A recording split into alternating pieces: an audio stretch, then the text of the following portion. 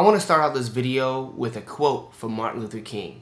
He said, "I became convinced that non-cooperation with evil is as much a moral obligation than is the cooperation with good." Larken Rose wrote this great book, The Most Dangerous Superstition. And basically he explains that the most dangerous superstition is the belief in authority. When you look at many of the robberies and theft and murder, they were all in the name of authority. So, we think of Nazi Germany, of this happening. And, the soldiers were just going along with the orders that they were given. So, one of the things that Larken Rose points out in this excellent book, which you should get and read, by the way, is the Milgram's experiments. And Milgram was just a guy who did an experiment because when, after the Nuremberg trials, he wondered, could that just be something that the Germans would fall for? Are they that obedient to authority? So he did an experiment to see if that was something that would just apply to the Germans, or if Americans would also inflict pain on an innocent person because someone who appeared to be an authoritative figure told them to do so. So let's watch this quick 2-minute clip, and then I'll go into some of the details. Psychologist Stanley Milgram had also looked at how we respond to authority. In order to understand how people were induced to obey unjust regimes and participate in atrocities such as the Holocaust, he set up an experiment. Volunteers were told they were taking part in scientific research to improve memory. Would you open those and tell me which of you is which, please? Teacher. Learn. Separated by a screen, the teacher would ask the learner questions in a word game and administer an electric shock when the answer was incorrect. He was told to increase the voltage with each wrong answer. Cloud. Horse. Rock. House. Answer. Wrong. 150 volts. Answer. Horse. Oh. Experiment. That's all. Get me out of here. Get me out of here, please. Continue, please. Go right on. I refuse to go on. Let me out. You refuse to go on? The experiment requires you continue, teacher. Please continue. Participants didn't know that the learner was really an actor and the so-called shocks harmless. You're gonna get a shock. 180 volts. Oh. I can't stand the pain. Let me out of You here. can't stand it. I'm not gonna kill that man there. I mean, who's going to take the responsibility if anything happens to that gentleman? I'm responsible for anything that happens here. Continue, please. All right, next one. Slow. Walk, dance, truck, music. Two-thirds of volunteers were prepared to administer a potentially fatal electric shock when encouraged to do so by what they perceived as a legitimate authority figure. In this case, a man in a white coat. 375 volts. I think something's happened to that fellow in there. I don't get no answer. He was hollering for less voltage. Can't you check in to see if he's all right, please? Milgram's findings horrified America. They showed that decent American citizens were as capable of committing acts against their conscience as the Germans had been under the Nazis. The Milgram experiment clearly shows how people will just throw their morals right out the window because someone who they perceive to be authoritative tells them to do so. People blindly following orders is a big problem that we have today. So if we're ever going to fix the world and make it better, we have to realize how vulnerable we are to this kind of pressure. Whether it's societal pressure or whatever. I mean, a lot of it is really ingrained in us in the school system. In fact, I think that's what the whole school system is about. That's why it's there.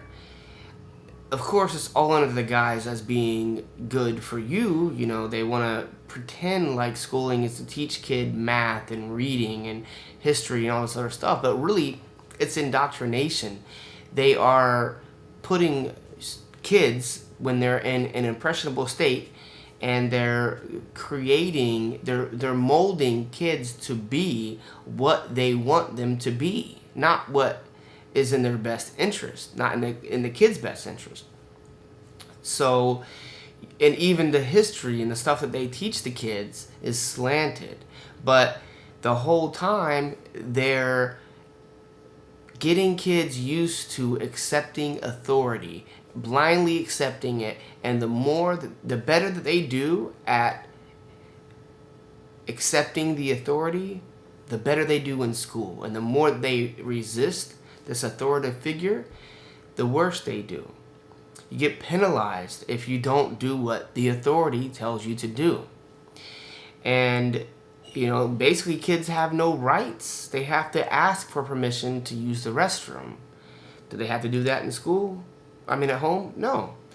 But they have to do that in school. I understand you have to keep the kids safe and so on and so forth, but you get what I'm saying. So let me give you a synopsis of the Milgram experiment. So what they did is they basically got people to sign up for this experiment and told them that they were trying to see if pain would affect people's memory. But really what the experiment was on is to see if people would inflict the pain on an innocent person because an authoritative figure told them to do so. And they had different voltages on these different buttons. And the other person in the other side of the room was an actor. He didn't feel any pain, but pretended like he did. So the people believed that they were inflicting pain, and when someone authoritative told them to keep on doing it, they tossed their judgment and their morals out of the window because they were told so. So why is this relevant?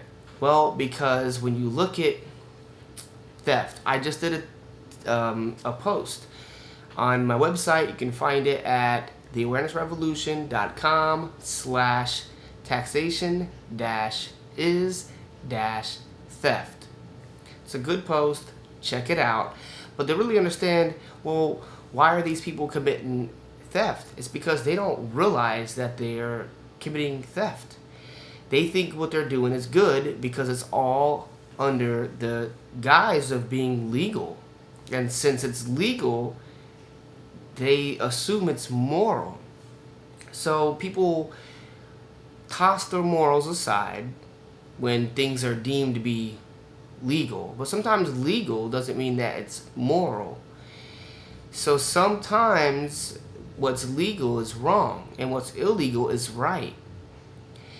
Slavery is a good example of something that was legal but not moral. And there's a lot of examples of things today that are legal and immoral.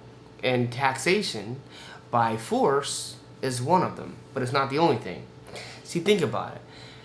Most people would never send someone to a cage for minding their own business in their own house with possession of a plant. But since it's illegal to own marijuana, you get people that wear funny robes and sit in a courtroom and see people who had other people that were dressed in weird costumes with guns, force them into a cage, and then force them into this courtroom, and everyone thinks this is okay because they're just doing their job. They say things like, I didn't make the laws, I just enforced them. So because no one person is doing all these different steps in the process, they all feel like as if they're not even doing it. Like it's not even their fault because they didn't make the laws. The people that make the laws aren't the ones forcing people into cages at gunpoint. So everyone feels like they are separated from the responsibility of what's really going on. And we end up in this weird world where people are forcing innocent people into cages, sometimes for years, over a harmless plant, okay? So you have to understand this weird thing that happens when it comes to authority to really understand why we have these problems. See, most people would never kill innocent people, but when the government tells them to do so, they'll fly over to another country and end up killing innocent people, and then come back here and be messed up in the head because of it. And then a lot of times the VA, the hospitals for veterans don't take care of them like they should. And that story isn't out as much as it should be. So people are willing to kill when it's legal because they think it's authoritative, so therefore it's good, it's moral. But we can't toss our morals aside because someone in some place we never been, in some room, some legislative branch or whatever, whatever. Just because people get in a room and decide something, we shouldn't be so quick to put our morals aside. Because who's to say that they're moral? And as long as we all operate with sound judgment and morals, it doesn't matter what kind of immoral laws they pass, because they're not the ones who are enforcing them. See, if government passes a bunch of unjust laws, they need people to enforce them. And if people are wise and say, hey, I'm not enforcing that, I'm not going to force someone into a cage at gunpoint because they have a plant in their car that never hurts anyone, then instantly this whole thing stops. I'm not going to go over there and kill innocent civilians or start setting up over in this country. What are these people doing to us? We've got to think like that, or we are a part of the problem and not part of the solution. So let me go over some of the details of the Milgram experiment. One of the things the people had in common is they showed signs of reluctance. They knew what they were doing was wrong in these experiments, but yet they continued to do them anyway when the authoritative figure told them to do so. And all it was a guy wearing a lab coat. And surprisingly, 2/3, about 65% of the people, which is about 2/3 of the people, went all the way through it. And psychologists were predicting at the time, before this happened, that a fraction of 1% would actually go through with it. So it's surprising how many people will potentially kill someone with, because that much electricity could be really harmful and even kill someone, and yet they would still do so because they were told to do so. So what this means is people that are otherwise good are willing to do evil if someone tells them so and they believe that that person has authority. So one of the solutions in the book, The Most Dangerous Superstition, obviously is to get rid of this perception of authority. It's not legit.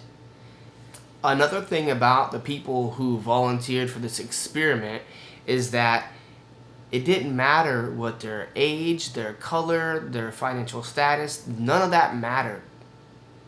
So this isn't like, one group of people that's doing this. This is anyone. The common thing that made them continue to inflict pain on an innocent person was their belief in authority, and that belief turned them into agents of evil. Something else that's interesting that was learned in this experiment is that a large amount of people believe that they wouldn't have done it. You know, so like when people are asked, like let's say when people are told about the experiment and given the details of how it went down, people commonly say, oh, I wouldn't have done it throughout the whole thing. I wouldn't have went up to 450 volts with the guy screaming, oh, no, stop. I mean, I feel that way. I'm like, oh, I wouldn't fall for it. But the truth is that most people do. And again, it was predicted that 1 in 1,000 would. But 2/3 actually did, which would be 666. That's a big difference. So people greatly underestimate the evil that people will do when authority tells them to do it. And as if the truth wasn't already dark enough, another thing that was learned in this experiment was that the people who were inflicting the pain, which they weren't really inflicting the pain, but the people who thought they were inflicting the pain, once they were told about the experiment and told what was going on, they oftentimes blamed the victim. So this helps us understand why when military comes back from war after doing all this stuff, they want to blame the people over there. Police officers, after they get caught hurting an innocent civilian, want to blame him. Oh, he did this, he did that. I actually had that happen to me. The police beat me up in my own house and then tried to, blame it on me and say that it was because I did this and that and stuff like that. So I've had it actually happen to me personally. These people thought they had the authority and they felt like they could just beat me up because they knew they could get away with it. And then try to blame it on me. So, this is an interesting example of how authority can make good people do bad things. So what do? We have to get rid of the belief in authority and create a world where we don't have one group of people ruling over another group of people.